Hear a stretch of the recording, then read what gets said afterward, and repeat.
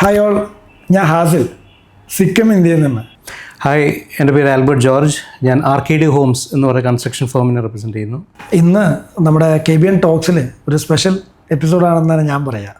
കാരണം കൺസ്ട്രക്ഷൻ ഇൻഡസ്ട്രിയിലെ രണ്ട് മേജർ ഡൊമൈൻസാണ് നമ്മൾ രണ്ട് ടീമും ഹാൻഡിൽ ചെയ്യുന്നതെന്ന് പറയാം. കറക്റ്റ് അല്ലേ? ഒന്ന് A to Z construction take up ചെയ്യുന്നു. അവിടെ തന്നെ കൺസ്ട്രക്ഷൻ കെമിക്കൽസ് വേൾഡിലെ തന്നെ ലീഡിങ് ബ്രാൻഡായ Sika all over Kerala drive ചെയ്യുന്ന സിക്കിം ഇന്ത്യയാണ് ഞാൻ റെപ്രസെൻ്റ് ചെയ്യുന്നത്. അപ്പോൾ അതുകൊണ്ട് തന്നെ ഇന്നത്തെ ഒരു നമ്മുടെ ഡിസ്കഷൻ KBN ടോക്സ് എസ്പെഷ്യലി ഒരു നമ്മുടെ ഒരു കോർ ഡൊമൈനിലേക്ക് വന്നു എന്ന് പറയാൻ വേണമെങ്കിൽ. കറക്റ്റ്. അതായത് ഇപ്പോൾ പറഞ്ഞ പോലെ തന്നെ സിക്ക ഓഫർ ചെയ്യുന്ന ഒരു വൺ സ്റ്റോപ്പ് സൊല്യൂഷൻ ആണല്ലോ ഇങ്ങനത്തെ പ്രോഡക്ട്സിൽ. എന്ന് പറയുന്ന പോലെ തന്നെ ആർക്കേഡി ഓഫർ ചെയ്യുന്നത് ടേൺ കീ സൊല്യൂഷൻസ്. അതായത് we do everything from design to final hand over എന്നുള്ള രീതിയിൽ.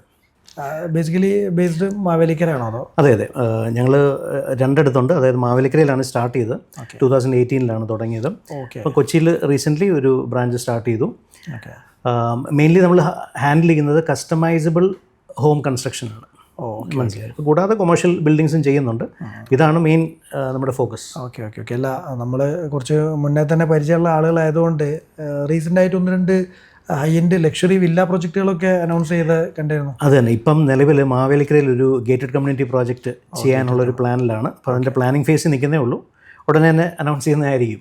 ആൽബർട്ട് സാറിനോട് ചോദിക്കാനുള്ളത്, ആസ് എ ഒരു നോർമൽ പേഴ്സൺ, അപ്പോൾ ഞാനാണെങ്കിലും ഒരു നെക്സ്റ്റ് ഫേസിലൊരു സ്വന്തമായിട്ടൊരു കൺസ്ട്രക്ഷനിലേക്ക് ഒരു വീട് കൺസ്ട്രക്ട് ചെയ്യാനുള്ള ഒരു പ്ലാനിങ്ങിലൊക്കെയാണ് ഉള്ളത്. അപ്പോൾ സ്വാഭാവികമായിട്ട് ഈ ഒരു സമയത്ത് ഒരുപാട് സംശയങ്ങൾ എങ്ങനെ സ്റ്റാർട്ട് ചെയ്യണം എന്നുള്ളതുണ്ടാവും. ഒരു വീടുമായി ബന്ധപ്പെട്ട് ചിന്തിക്കുന്ന ഒരു ഇന്നത്തെ ഒരു ജനറേഷനോട് ആൽബർട്ട് സാറിന് കൊടുക്കാനുള്ള ഒരു നിർദ്ദേശം, എങ്ങനെയാണ് സ്റ്റാർട്ട് ചെയ്യേണ്ടത് ഫ്രം സ്ക്രാച്ച് എന്ന് പറയാം? അത് വളരെ പ്രധാനപ്പെട്ടൊരു ചോദ്യമാണ്. അപ്പോൾ പൊതുവേ ഞങ്ങളെല്ലാ കസ്റ്റമേഴ്സിനോടും പറയുന്നൊരു കാര്യം എന്ന് പറഞ്ഞാൽ പ്ലാനിങ്ങിന് നല്ലപോലെ സമയമെടുക്കുക. ധൃതി വെച്ച് പെട്ടെന്നൊരു ഒരു ഫ്ലോർ പ്ലാനൊക്കെ ക്രിയേറ്റ് ചെയ്ത് എലിവേഷൻ പോലും ചെയ്യാതെ കൺസ്ട്രക്ഷൻ ചെയ്യുന്ന ഒത്തിരി ആൾക്കാരുണ്ട് നമ്മുടെ നാട്ടിൽ തന്നെ. കറക്റ്റ്. അതൊന്നും പ്രോപ്പർ രീതിയിലൊന്നും കംപ്ലീറ്റ് ആവത്തില്ല. അതാണ് അതിൻ്റെ ഒരു സത്യം. അപ്പോൾ നമ്മളെപ്പോഴും പറയുന്നൊരു കാര്യം, focus on the planning part. നല്ലപോലെ സമയം എടുക്കുക, നല്ല ടൈം എടുക്കുക. അതിന് ജസ്റ്റ് ഇതിനെക്കുറിച്ച് വലിയ ക്ലാരിറ്റി ഇല്ലാത്തൊരു ഹോം ഓണർ ആണെങ്കിൽ ഡെഫിനറ്റ്ലി ഒരു എക്സ്പേർട്ടിൻ്റെ അഡ്വൈസ് എടുത്തേ പറ്റൂ. കാരണം ചെറിയ എമൗണ്ടൊന്നും അല്ല ഇതിനകത്ത് വരുന്നത്. എങ്ങനെയൊക്കെ പോയാലും ഒരു 30 lakhs തൊട്ട് മുകളിലോട്ട്, ഒരു മിനിമം ബഡ്ജറ്റാണ്. അതിന് മുകളിലോട്ട് എങ്ങനെയൊക്കെ പോയാലും പോകും. 1000 square feet എന്നൊക്കെ പറയുമ്പോഴത്തേക്കും മുകളിലോട്ട് പോകും. അപ്പോൾ അത്രയും എമൗണ്ട് ഇൻവെസ്റ്റ് ചെയ്യുമ്പോഴത്തേക്കിന് you definitely have to spend time on the planning phase. ഈ പ്ലാനിങ് എന്ന് പറയുമ്പോഴത്തേക്കിന് ആദ്യം ചെയ്യേണ്ട കാര്യം എന്ന് പറഞ്ഞു കഴിഞ്ഞാൽ എന്താണ് നമ്മുടെ റിക്വയർമെൻറ്റ്, അതിനൊരു ക്ലാരിറ്റി വേണം. അതായത് എത്ര സ്ക്വയർ ഫീറ്റ് വീടാണ്, നമ്മുടെ ബഡ്ജറ്റ് എന്തുവാണ്, മാർക്കറ്റിലെ റേറ്റ് എന്തുവാണ്.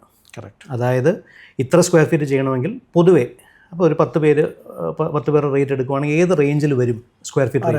ഈ ഒരു ക്ലാരിറ്റി ഉണ്ടെങ്കിൽ തന്നെ നമുക്ക് തന്നെ പ്ലാൻ ചെയ്യാൻ ഒക്കും എത്ര ബഡ്ജറ്റിൽ ഈ വീട് കംപ്ലീറ്റ് ആകുമെന്നുള്ളത്. ആ ബഡ്ജറ്റ് ഉണ്ടോ? കറക്റ്റ്. ആ എമൗണ്ട് ഇല്ലെങ്കിൽ എങ്ങനെ സംഘടിപ്പിക്കും? ഇങ്ങനത്തെ കുറച്ച് കാര്യങ്ങളൊരു ക്ലാരിറ്റി കൊണ്ടുവരിക. കൂടാതെ എത്ര സ്ക്വയർ ഫീറ്റിൻ്റെ വീടാണ് വേണ്ടി വരുന്നതെന്നുള്ളൊരു ക്ലാരിറ്റിയോട് കൂടി ഡിസൈൻ ചെയ്യുന്ന ഒരു ആർക്കിടെക്റ്റോ ഒരു എൻജിനീയറോ അങ്ങനെയുള്ളവരെ അവരുടെ അടുത്തോട്ട് പോവുകയാണെങ്കിൽ they will definitely give you A clarity. സാധാരണ നമ്മൾ നാട്ടിലേക്ക് കണ്ടിട്ടുള്ള എന്താണെന്ന് വെച്ചാൽ, പരിചയത്തിലുള്ള ഒരു കോൺട്രാക്ടറോ അല്ലെങ്കിൽ ഒരു മേസണോ ഒക്കെ ആയിരിക്കും ഇതിൻ്റെ ഒരു കീ പേഴ്സൺ. കാരണം എന്താ വെച്ചാൽ, ഈ ബിൽഡേഴ്സിൻ്റെ അടുത്തേക്ക് പോകുമ്പോഴോ അല്ലെങ്കിൽ ആർക്കിടെക്റ്റിൻ്റെ അടുത്തേക്ക് പോകുമ്പോൾ ആ ഒരു സിറ്റിങ്ങിന് തന്നെ നമ്മുടെ സാധാരണ ഒരു മൈൻഡിൽ വരുന്ന ഒരു എക്സ്പെൻസീവ് ആണെന്നുള്ളൊരു ചിന്താഗതിയാണുള്ളത്. അത് ശരിക്ക് ആൽബർട്ട് ജി പറയുന്നത് അതൊരു വർത്താണെന്നാണ് അല്ലേ? അല്ല, ഞങ്ങൾ ഫോളോ ചെയ്യുന്ന ഒരു പ്രോസസ്സ് എന്ന് പറഞ്ഞു കഴിഞ്ഞാൽ നേരത്തെ പറഞ്ഞ പോലെ തന്നെ ഈ പ്ലാനിങ് ഫേസിന് കുറച്ച് സമയം എടുക്കും. അതെ. അപ്പം ആദ്യം ചെയ്യുന്നൊരു കാര്യം എന്ന് പറഞ്ഞാൽ ഇവരുടെ സൈറ്റ് ഒന്ന് പോയി വിസിറ്റ് ചെയ്യുന്നു. എന്നിട്ട് ഇവരുടെ റിക്വയർമെൻറ്റ് മനസ്സിലാക്കുന്നു. സൈറ്റ് വിസിറ്റ് ചെയ്യുക എന്ന് പറയുമ്പോഴത്തേക്കിന് ചുറ്റിനും അതിൻ്റെ ടെറൈനും കാര്യങ്ങളൊക്കെ മനസ്സിലാകുന്നു. പ്ലോട്ടിൻ്റെ ദിശയും അതിൻ്റെ ഡയമെൻഷൻസും ഒക്കെ മനസ്സിലാക്കുന്നു. അതായത് മെഷർമെൻറ്റ്സ് എടുക്കുന്നു. എന്നിട്ട് ക്ലയൻറ്റിൻ്റെ റിക്വയർമെൻറ്റ് മനസ്സിലാക്കിയതിന് ശേഷം അവർക്ക് ആവശ്യമുള്ള ഒരു ഫ്ലോർ പ്ലാൻ ചെയ്യുന്നു. അപ്പം അപ് ടു ഒരു 2 to 3 റിവിഷൻസ് വരെ, അതായത് ചേഞ്ചസ് വരെ നമ്മൾ ചെയ്യാറുണ്ട്. ഇത് കഴിഞ്ഞതിന് ശേഷം മാത്രമേ എലിവേഷൻ പാർട്ടിലോട്ട് കയറത്തുള്ളൂ. അതായത് വെളിയിൽ നോക്കിക്കഴിഞ്ഞാൽ എങ്ങനെ ഇരിക്കും, അതിൻ്റെ 3D എന്ന് പറയുന്ന പാർട്ട്. ഈ ഫേസും കഴിഞ്ഞിട്ടാണ് ഫൈനൽ നമ്മളൊരു എസ്റ്റിമേറ്റും അറ്റ് ദ സെയിം ടൈം ഇവർക്ക് വേണ്ട ബിൽഡിംഗ് പെർമിറ്റിലോട്ട് പോകുന്നത്. ഇത് രണ്ടും ഒരുമിച്ച് പാരലലി ചെയ്യാവുന്ന കാര്യം. ഒഫീഷ്യൽ ഡോക്യുമെന്റേഷൻ വർക്ക് സ്റ്റാർട്ട് ചെയ്യുന്നത് അല്ലേ? Exactly correct. അപ്പം അല്ലാതെ ആദ്യമേ ഇപ്പം നമ്മുടെ നാട്ടിലെ ഒരു രീതി എന്ന് പറഞ്ഞു കഴിഞ്ഞാൽ 2000 സ്ക്വയർ ഫീറ്റ് വീടാണ് പണിയേണ്ടതെന്ന് പറയും. എത്രയാണ് നിങ്ങളുടെ റേറ്റ് ബഡ്ജറ്റ് എന്ന് പറഞ്ഞു ചോദിക്കും. അത് അങ്ങനെ പറയുന്നവരെ നമുക്കൊരു കാരണവശാലും വിശ്വസിക്കാൻ ഒക്കത്തില്ല. ആ ഒരു ഈ പ്ലാനൊക്കെ നെറ്റിൽ അവൈലബിൾ ആകുമ്പോൾ അതെടുത്തിട്ടായിരിക്കും ചിലപ്പോൾ കറക്റ്റ് നമ്മുടെ റിക്വയർമെൻറ്റായിട്ട് ഒരു ബന്ധമില്ലാത്തതായിരിക്കും എന്ന് പറഞ്ഞാൽ ഓൾമോസ്റ്റ് മാച്ചിങ് ആയിരിക്കും. പക്ഷേ നമ്മുടെ പ്ലോട്ടിൽ സൂട്ട് ആവാത്തതായിരിക്കും. പല ഫാക്ടേഴ്സ് ഉണ്ട് ഇതിനകത്ത് നോക്കേണ്ടത്. ഇപ്പോൾ ദിശയ്ക്കനുസരിച്ചും എല്ലാം മാറും. ഞാൻ വാസ്തു എന്നല്ല ഞാൻ പറയുന്നത്, ദിശയ്ക്കനുസരിച്ച് പല സിറ്റുവേഷൻസും കാര്യങ്ങളെല്ലാം മാറും. ഇതെല്ലാം കണക്കിലെടുത്താണ് നല്ലൊരു ഡിസൈനർ ഒരു പ്രോപ്പർ പ്ലാനും ഒക്കെ ഉണ്ടാക്കുന്നത്, ക്രിയേറ്റ് ചെയ്യുന്നത്. അത് ആക്ച്വലി എക്സ്പെൻസീവ് ആണോ ഈ ഒരു സ്റ്റേജ് ഇനീഷ്യലി? എക്സ്പെൻസീവ് ആണോ എന്ന് ചോദിച്ചു കഴിഞ്ഞാൽ ഓരോ ആൾക്കാരുടെ എക്സ്പീരിയൻസിനനുസരിച്ച് അവർ ചാർജ് ചെയ്യും. അപ്പം ജസ്റ്റ് ഒരു റേഞ്ച് പറയുകയാണെങ്കിൽ മേ ബി ഒരു 15 rupees പെർ സ്ക്വയർ ഫീറ്റിന് നമുക്ക് ഫ്ലോർ പ്ലാനും എലിവേഷനും തരുന്നവരുണ്ട്. അത് തൊട്ട് മുകളിലോട്ട് എന്ന് ഞാൻ പറയും. ഞങ്ങൾ ചെയ്യുന്നൊരു കാര്യം എന്ന് പറഞ്ഞാൽ 3 പാക്കേജസ് ആയിട്ടാണ് ഈ ആർക്കിടെക്ചർ ഡിസൈനിനെ തിരിച്ചേക്കുന്നത്. ഫസ്റ്റ് പാക്കേജിൻ്റെ അകത്ത് plan, elevation, permit drawings. Second എന്ന് പറഞ്ഞാൽ ഈ പറയുന്ന എല്ലാം ഉണ്ട്, കൂടാതെ വർക്കിംഗ് ഡ്രോയിങ്സ്. മനസ്സിലായില്ലേ? പിന്നെ ലാസ്റ്റ് പാക്കേജിൽ ഇതെല്ലാം ഉണ്ട്, കൂടാതെ ഇൻറ്റീരിയർ ഡീറ്റെയിൽ ഡ്രോയിങ്സ് ഉണ്ട്, ഇൻറ്റീരിയർ വ്യൂസ്, പിന്നെ BOQ, അതായത് പ്ലംബിംഗ്, അതെല്ലാം സെക്കൻഡ് പാക്കേജിനകത്ത് ഓൾറെഡി ഉണ്ട്. വർക്കിംഗ് ഡ്രോയിങ്സിൻ്റെ അകത്തുണ്ട്. കൂടാതെ ഫൈനൽ പാക്കേജിൻ്റെ അകത്ത് ഇതിൻ്റെ എസ്റ്റിമേറ്റ്, അതായത് ക്വാണ്ടിറ്റീസ്, BOQ എന്ന് പറയും, ബിൽ ഓഫ് ക്വാണ്ടിറ്റീസും പിന്നെ സൂപ്പർവിഷനും ഓഫർ ചെയ്യുന്നുണ്ട്. അങ്ങനെ 3 ഇതായിട്ടാണ് തിരിച്ചേക്കുന്നത്. ഇനി ഞാൻ ഇപ്പോൾ ഓൾറെഡി കൺസ്ട്രക്ഷൻ കെമിക്കൽസ് സെഗ്മെൻറ്റിൽ വർക്ക് ചെയ്യുന്ന ഒരാൾ എന്നുള്ള കഴിഞ്ഞ ഒരു 5-6 വർഷമായിട്ട് ഞാൻ അസോസിയേറ്റ് ചെയ്ത് പോകുന്നത് ഈ ഒരു സെഗ്മെൻറ്റിലാണ്, കെമിക്കൽസിൻ്റെ, കൺസ്ട്രക്ഷൻ കെമിക്കൽസ്. ഇപ്പം ഈ പറഞ്ഞ പോലെ അഡ്മിക്സ്റ്റേഴ്സ് സ്റ്റാർട്ട് ചെയ്തിട്ട് എന്തെങ്കിലും വാട്ടർ പ്രൂഫിങ് കെമിക്കലാവട്ടെ, ടൈലറ്റ്സ്, ഇങ്ങനെയുള്ള വ്യത്യസ്ത മേഖലകൾ. ഇപ്പോൾ സിക്കയാണ് നമ്മുടെ ബ്രാൻഡ് ഒഫീഷ്യലി നമ്മൾ ചെയ്യുന്നത്. ഇപ്പോൾ ഈ ഇതുപോലെയുള്ള ബ്രാൻഡുകളായിട്ട് അസോസിയേറ്റ് ചെയ്ത് നിൽക്കുമ്പോൾ നമുക്ക് കൂടുതൽ വരുന്നത് കൊമേഴ്ഷ്യൽ പ്രൊജക്റ്റിൽ നിന്നാണ്. ഞങ്ങൾ സത്യം പറഞ്ഞാൽ ഡയറക്റ്റ്ലി നമ്മളെ കണക്ട് ചെയ്യുന്നത്. റെസിഡൻഷ്യൽ പ്രൊജക്റ്റിൽ ഞങ്ങൾ നേരിട്ട് നമ്മളോട് ആളുകൾ കണക്ട് ചെയ്യാറില്ല. എന്തായിരിക്കും അപ്പം ആൽബർട്ട് സാറിൻ്റെ ഒരു എക്സ്പീരിയൻസ് വെച്ചിട്ട് ആളുകൾ സ്റ്റിൽ അതിനെക്കുറിച്ച് അവെയർ ആവാത്തതുകൊണ്ടാണോ, അതോ അങ്ങനെ ഒരു റിക്വയർമെൻറ്റ് ഇപ്പോൾ വരുന്നുകൊണ്ടിരിക്കുന്നത്? അത് തന്നെയാണ് അതിൻ്റെ റീസൺ. അതായത് അവയർനെസ് പോരാ. മനസ്സിലായില്ല. അപ്പം മാർക്കറ്റിൽ പല ടൈപ്പ് പ്രോഡക്റ്റുകൾ, പല ബ്രാൻഡിൻ്റെ പല പ്രോഡക്റ്റുകൾ അവൈലബിൾ ആണ്. ഇതൊക്കെ ഏതൊക്കെ പേർപ്പസിന് ഉപയോഗിക്കുന്നുള്ളത് ഒരു ക്ലാരിറ്റി ഇല്ല പലപ്പോഴും. ഇപ്പം ഞങ്ങൾ ചെയ്യുന്നൊരു കാര്യം എന്ന് പറഞ്ഞാൽ ഞങ്ങളുടെ കോൺട്രാക്റ്റിൻ്റെ അകത്ത് തന്നെ ഓരോ സ്റ്റേജസിൻ്റെ അകത്ത് ഇതെല്ലാം ആഡ് ചെയ്തിട്ടാണ് ഓഫർ ചെയ്യുന്നത്. അതായത് ഈ construction basic level of water proofing. മനസ്സിലായില്ല. കെമിക്കൽസും ഈ പറഞ്ഞ അഡ്മിക്സർ ഉണ്ട്, പിന്നെ ഡാം പ്രൂഫ് കോഴ്സ് പ്രൊവൈഡ് ചെയ്യുന്നുണ്ട്. പിന്നെ അപ്പം സ്റ്റാർട്ടിങ്ങിൽ പൈലിംഗ് മുതലുള്ള സമയത്ത് തന്നെ ഉപയോഗിക്കുന്ന കാര്യങ്ങൾ നിങ്ങൾ ഫൗണ്ടേഷൻ സ്റ്റേജിലുള്ള ബേസിക് ആയിട്ടുള്ള രീതി ചെയ്യുന്നുണ്ട്. പിന്നെ ഓരോ സ്പെസിഫിക് ആയിട്ട് സൈറ്റിന്റെ ഡിമാൻഡ് ഒന്നും പറയുന്നില്ല. ഇല്ല, സൈറ്റ് ഡിമാൻഡിനനുസരിച്ച് ബഡ്ജറ്റും അനുസരിച്ചായിരിക്കും. കറക്റ്റ് അല്ലേ? ആ രീതിയിൽ. പക്ഷേ ബഡ്ജറ്റ് എന്നല്ല, നമ്മുടെ കോൺട്രാക്റ്റിൻ്റെ അകത്ത് ഇത് ആഡഡ് ആണ്. മനസ്സിലായത്? അതായത് ഞങ്ങളുടെ സ്ട്രക്ചറിൻ്റെ ഒരു ഭാഗമായിട്ടാണ് വരുന്നത് ഞങ്ങൾ ഓഫർ ചെയ്യുന്നത്. അപ്പോൾ അത് ഏത് കസ്റ്റമർ വന്ന ഏത് ബഡ്ജറ്റ് റേഞ്ചിലുള്ളവരാണെങ്കിലും ഇതൊരു ബേസിക് റിക്വയർമെന്റ് രീതിയിൽ. അപ്പോൾ അതായത് സാധാരണ ആളുകൾ ഇപ്പോൾ പറഞ്ഞില്ലെങ്കിലും ഇപ്പോൾ നിങ്ങളിത് ആഡ് ഓൺ ചെയ്തിട്ടാണ് പോകുന്നത് അർത്ഥം. പക്ഷേ ഈ ഇപ്പം വാട്ടർ പ്രൂഫിംഗ് എന്ന് പറയുമ്പോൾ ടെറസിൻ്റെ വാട്ടർ പ്രൂഫിംഗ് ഉണ്ടല്ലോ, അത് നമ്മൾ റൂഫ് സ്ക്രീഡ് ചെയ്യത്തില്ലേ, അതിൻ്റെ കൂട്ടത്തിൽ ആഡ് ചെയ്യുന്ന ഒരു കെമിക്കലാണ്. അല്ലാതെ ഇതിൻ്റെ മേളിൽ കോട്ടിംഗ് പ്രൊവൈഡ് ചെയ്യുന്നില്ല. അപ്പം അത് ആവശ്യമുണ്ടെങ്കിൽ ഒരു എക്സ്ട്രാ രീതിയിൽ സ്ക്വയർ ഫീറ്റ് പ്രൈസിങ് ചെയ്തിട്ടായിരിക്കും ഏതെങ്കിലും കമ്പനിയായിട്ട് അസോസിയേറ്റ് ചെയ്തിട്ട് അങ്ങനെ മൂവ് ചെയ്യുന്ന രീതിയായിരിക്കും ചിലപ്പോൾ ചെയ്യുന്നത് അല്ലേ? Okay, fine. കാരണം ഞാൻ നേരത്തെ പറഞ്ഞ പോലെ commercial project, high end projects, ബിൽഡേഴ്സൊക്കെയാണ് നമ്മളെ ഡയറക്റ്റ്ലി കണക്ട് ചെയ്യുന്നത്. ഇപ്പം അദാനി ഗ്രൂപ്പ് ആവട്ടെ, അങ്ങനെ ഇപ്പം നമ്മുടെ കൊച്ചിൻ എയർപോർട്ട് തുടങ്ങി ഇങ്ങനെയുള്ള പ്രൊജക്റ്റുകളൊക്കെയാണ് കൂടുതലായിട്ട് നമുക്ക് എവിടെയൊക്കെ. കാരണം ഫ്ലോറിങ് മുതൽ എല്ലായിടത്തും ആവശ്യം വരും. താഴെ പിന്നെ വെറ്റ് ഏരിയ, ഡ്രൈ ഏരിയാസ് എല്ലായിടത്തും ബേസ്മെൻറ്റിലെ ആവശ്യങ്ങൾ വരും. അപ്പോൾ ആ സമയത്തൊക്കെ കൊടുക്കുന്ന കെമിക്കൽസ് മുതൽ സാധാരണ റെസിഡൻഷ്യലിലും നമുക്കൊരു മിനിമം 1000 സ്ക്വയർ ഫീറ്റിൻ്റെ വീടാണെങ്കിൽ തന്നെ അവിടെ തന്നെ ഒരുപാട് കെമിക്കൽസ് ആവശ്യം വരാറുണ്ട്. പക്ഷേ ഇതൊന്നും വീട്ടുകാർ നേരിട്ട് നമ്മളോട് കണക്ട് ചെയ്യുന്ന ഒരു സാഹചര്യം ഇല്ല ഇപ്പോൾ. അതുകൊണ്ടാണ് ഞാൻ അങ്ങനെ ഒരു ചോദ്യം ചോദിച്ചത്. എന്തായാലും ആ ഒരു അവയർനെസ് കൂടി വരുന്നതിലെ ഒരു നല്ല ഒരു ലക്ഷണമായിട്ടാണ് തോന്നുന്നത്. അതിന് ഇങ്ങനത്തെ വീഡിയോസ് തന്നെയാണ് അതിൻ്റെ സൊല്യൂഷൻ. ഇൻഫോർമേറ്റീവ് ആയിട്ട് ആളുകളെ.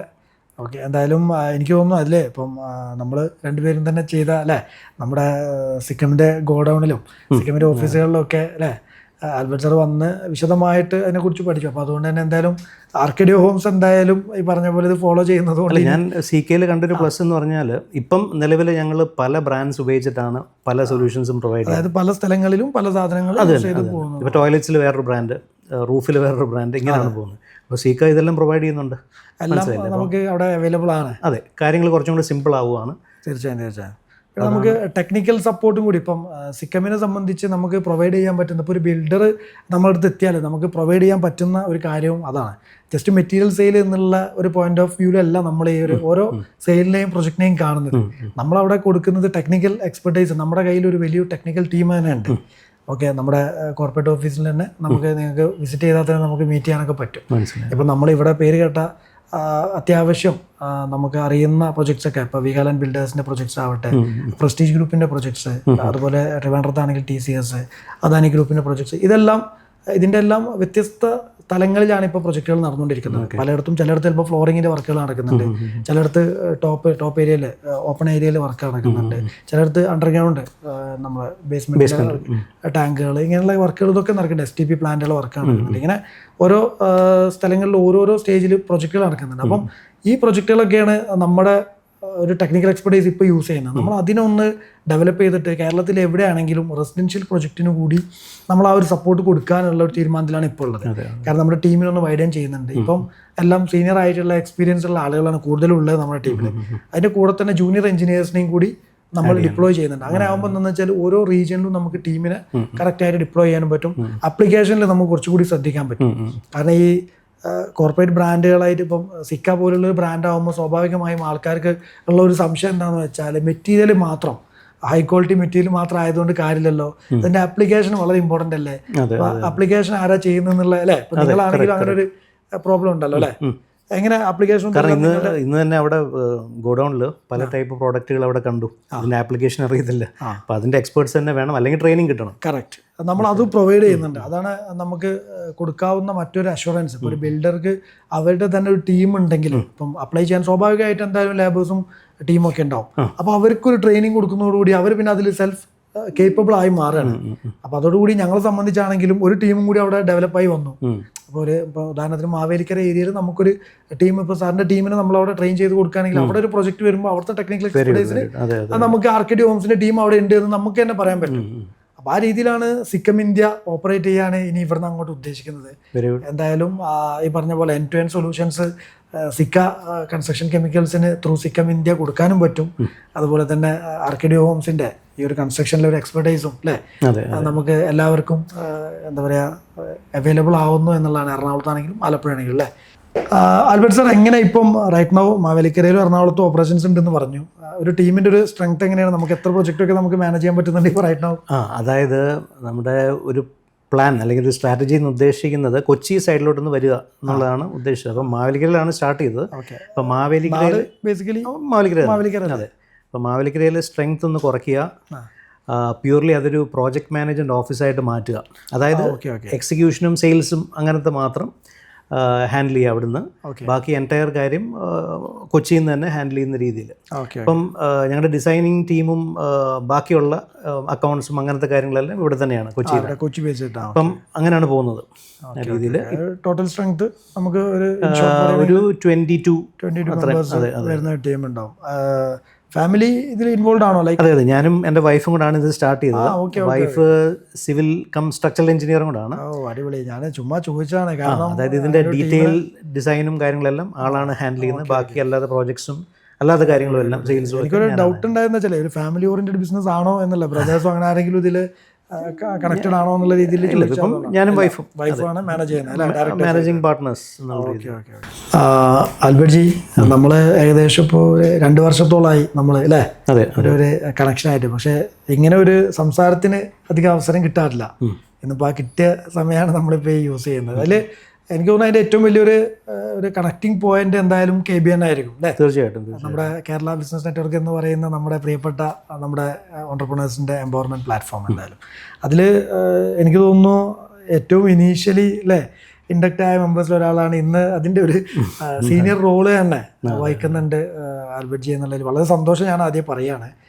കാരണം നമ്മളിതിൽ ഇനീഷ്യൽ സ്റ്റേജിൽ ഒരിക്കലും നമ്മൾ ഇന്ന് എത്തി നിൽക്കുന്ന ഒരു രീതി നമ്മൾ ചിന്തിച്ചിട്ട് പോലും ഇല്ലായിരുന്നു. കാരണം ഇന്ന് ഒരുപാട് റീജിയനിലേക്ക് നമ്മളായി. എന്താണ് KBNൽ വന്നതിന് ശേഷമുള്ള ആൽബർട്ട് ജിയുടെ ഒരു എക്സ്പീരിയൻസും കാര്യങ്ങളൊന്നും? എപ്പോഴും പറയാറുള്ളത് പോലെ തന്നെ ഞാൻ ബേസിക്കലി മാവേലിക്കരക്കാരനാണ്. നെറ്റ്വർക്ക് KBNലോട്ട് വന്നപ്പോഴത്തേക്കിനാണ് കാര്യമായിട്ടൊന്ന് വ്യത്യാസം വന്നത്. ഇവിടെ കൊച്ചി സൈഡിൽ എനിക്ക് വലിയ കോൺടാക്ട്സ് ഒന്നും ഇല്ലായിരുന്നു. KBNലെ കോൺടാക്ട്സ് ആണ് ഇപ്പോൾ എൻ്റെ മെയിൻ നെറ്റ്വർക്ക് എന്ന് പറയുന്നത് തന്നെ. തീർച്ചയായും ഇപ്പം നേരത്തെ പറഞ്ഞ പോലെ 2 വർഷത്തോളമായി നമ്മൾ KBNൽ ഒന്നിച്ച് എന്നൊക്കെ പറയുന്നത്. നമ്മുടെ ഒരു KBNൻ്റെ ഒരു പവർ ടീം എന്നൊക്കെ പറയാം അല്ലേ? ഒരു കൺസ്ട്രക്ഷൻ സെഗ്മെന്റിൽ ഇപ്പം നമ്മുടെ ടീമിൽ തന്നെ ഒരുപാട് ആളുകൾ ഇൻഡസ്ട്രിയോട് ചേർന്ന് നിൽക്കുന്ന ഒരുപാട് ആളുകൾ ഇന്റീരിയർ ചെയ്യുന്നുണ്ട്, പ്രസ്റ്റ് ടീമുണ്ട്, അങ്ങനെ ഒരുപാട് ടീമുകളുണ്ടല്ലോ. അപ്പോൾ ഈ സമയത്ത് പരസ്പരം പ്രൊജക്റ്റുകൾ ഓഫ് കോഴ്സ് നമ്മൾ അങ്ങോട്ടും ഇങ്ങോട്ടൊക്കെ ഷെയർ ചെയ്യുന്നുണ്ട്, നമ്മൾ ഗിവ് ആൻഡ് ടേക്ക് പോളിസിയിൽ നമ്മൾ മൂവ് ചെയ്യുന്നുണ്ട്. പക്ഷേ ഇതിലപ്പുറം KBNൽ വന്നതിന് ശേഷം ഒരു എന്ത് ഇമ്പ്രൂവ്മെൻ്റ് ആണ് ഇൻ ഷോർട്ട് പറയാൻ പറ്റുക ആൽബർട്ട് ജി? നോർമൽ ഒരു നെറ്റ്വർക്കിംഗ് പ്ലാറ്റ്ഫോമിൽ നമ്മൾ ഉദ്ദേശിക്കുന്നത് പറഞ്ഞാൽ ബേസിക്കലി റെഫറൽസ് അങ്ങോട്ടും ഇങ്ങോട്ടും റെഫറൻസ്. അതെ, തീർച്ചയായും. അതിലുപരി KBNൽ നിന്നും എനിക്ക് കിട്ടുന്നൊരു മെയിൻ ബെനിഫിറ്റ് എന്ന് പറഞ്ഞാൽ എനിക്ക് KBN സൈഡിൽ നിന്ന് തന്നെ സ്വന്തമായിട്ടൊരു അഡ്വക്കേറ്റ് ഉണ്ട്. ഓക്കെ. എനിക്കൊരു ക്രിയേറ്റീവ് ടീമുണ്ട്. ഗ്രേറ്റ്. ഇതെല്ലാം തെറ്റിദ്ധരിക്കേണ്ട പല പല ബിസിനസ്സുകാരാണ്. പക്ഷേ ഇതെൻ്റെ വി ആർ കൊളാബറേറ്റിംഗ്. മനസ്സിലായില്ല, അങ്ങോട്ടും ഇങ്ങോട്ടും ബിസിനസ് പാസ് ചെയ്യുന്നുണ്ട്. ഞാൻ ചിന്തിക്കുന്ന ഈ രീതിയിലാണ്. മനസ്സിലായില്ലേ? എൻ്റെ നെറ്റ്വർക്ക് എന്ന് പറഞ്ഞാൽ ആരാ? ഈ പറയുന്ന ബിസിനസ്സുകാരാണ്. അപ്പം ഒരു അഡ്വക്കേറ്റ് ഉണ്ട്, മനസ്സിലായില്ലേ? ഡിജിറ്റൽ മാർക്കറ്റിംഗ് ടീം, ബിസിനസ് കോച്ചുകളുണ്ട്. അതായത് എന്തെങ്കിലും ഒരു ഇഷ്യൂസോ കാര്യങ്ങളൊക്കെ ഉണ്ടെങ്കിൽ അങ്ങനത്തെ കാര്യങ്ങൾ എനിക്കൊരു വെർച്വൽ CFO ഉണ്ട്. CFO എന്ന് പറഞ്ഞാൽ ഒരു വ്യക്തിയല്ല, അങ്ങനെ CA ടീമാണ്, ഒരു ടീം തന്നെ ഉണ്ട്. ഇങ്ങനെ ഇതിപ്പോൾ ഒരു 3-4 പേരുടെ കാര്യം പറഞ്ഞില്ല, ഇങ്ങനെ പലതുണ്ട്. ഇതാണ് മെയിൻ ഒരു ബെനിഫിറ്റ്. ഞാനൊരു ചെറുതായിട്ട് കാണുന്നില്ല, ഒരു ഹ്യൂജ് ബെനിഫിറ്റ് തന്നെയാണ് എന്നെ സംബന്ധിച്ച്. അല്ല, എനിക്ക് തോന്നുന്നത് ഇതിലിപ്പം ആൽബർട്ട് ജി പറഞ്ഞ പോലെ ഇതൊരു നമ്മുടെ ഈ വലിയൊരു സർക്കിളിലായതുകൊണ്ടേ നമുക്കൊരു ഇമ്മീഡിയറ്റ്ലി നമുക്കൊരു പ്രോബ്ലം വന്നാൽ നമുക്കത് ഷെയർ ചെയ്യാനല്ലേ നമ്മുടെ സെയിം മൈൻഡായിട്ട് ഒരുപാട് പ്രൊഫഷണൽസ്. അത് വേറൊരു പ്രധാനപ്പെട്ട പോയിന്റ്.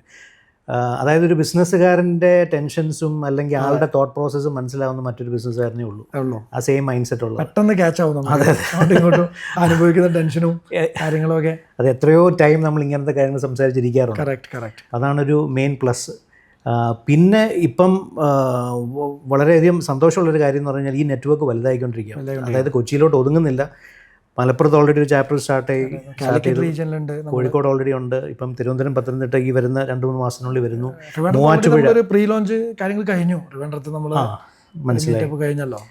അപ്പോൾ ഇത് തന്നെ ഒരു വലിയ കാര്യമാണ്. അതായത് ഞാൻ ഈ പറഞ്ഞ എൻ്റെ ടീം വലുതാവാൻ പോകുന്നു. അപ്പം എൻ്റെ കണ്ടീഷൻ തന്നെ ഇതാണെങ്കിൽ ഓരോ ആൾക്കാരുടെ എല്ലാവരും ഞാൻ മനസ്സിലാക്കുന്നത് നമ്മുടെ ഒരു ഇതുണ്ടല്ലോ, നമ്മുടെ ആ ഒരു ടീം കൊളാബറേഷൻ ഓവർ കോമ്പറ്റീഷൻ എന്ന് പറയുന്നത്, അത് കംപ്ലീറ്റ്ലി നമ്മുടെ ടീം മെമ്പേഴ്സ് ടേക്കപ്പ് ചെയ്ത ഫീലാണ് എനിക്ക് തോന്നിയിട്ടില്ല. പിന്നെ തീർച്ചയായിട്ടും എല്ലാവരും പരസ്പരം ഒരു മ്യൂച്വലി ഒരു വിൻ വിൻ. ഇവിടെ ഒരു ഈഗോ ക്ലാഷോ അനാവശ്യ പൊളിറ്റിക്സോ കാര്യങ്ങളോ ഒന്നും ഇല്ലാത്തൊരു കമ്മ്യൂണിറ്റിയാണിത്. കൂടാതെ മെയിനായിട്ട് ഇപ്പം 3 ചാപ്റ്റേഴ്സ് ഓൾറെഡി എറണാകുളം റീജിയനിലുണ്ട്.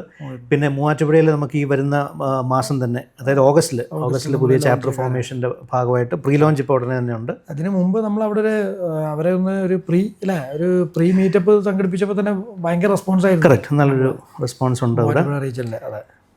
അപ്പം അങ്ങനെ പോസിബിലിറ്റീസ് ഇനിയും കിടക്കുന്നേ ഉള്ളൂ. നമ്മളതെല്ലാം ടാപ്പ് ചെയ്യുന്നേ ഉള്ളൂ. എല്ലാ ഏരിയയിലേക്കും നമ്മളൊന്ന് എക്സാക്ട്ലി അതിൻ്റെ ഒരു തുടക്കം എന്ന് വേണമെങ്കിൽ പറയാം ഈ ഒരു മീറ്റിംഗ്. എന്തായാലും KBNൻ്റെ ലീഡർഷിപ്പ് റൈറ്റ് ഹാൻഡ്സിലാണ് എന്നുള്ളതിൽ ആസ് എ കോർ മെമ്പർ വളരെ ഹാപ്പിയാണ് ഞാനും. Albert sir, anyway, we wish you all the best. Thank you. And take KBN to the next level. Thank you.